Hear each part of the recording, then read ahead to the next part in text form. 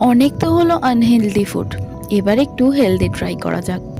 ভেবেছিলাম আজ গোলাপি রুটি খাবো, তাই একটা বিট নিয়ে ভালো করে সেটাকে থেতো করেছি, কারণ আমার কাছে গ্রাইন্ডার ছিল না।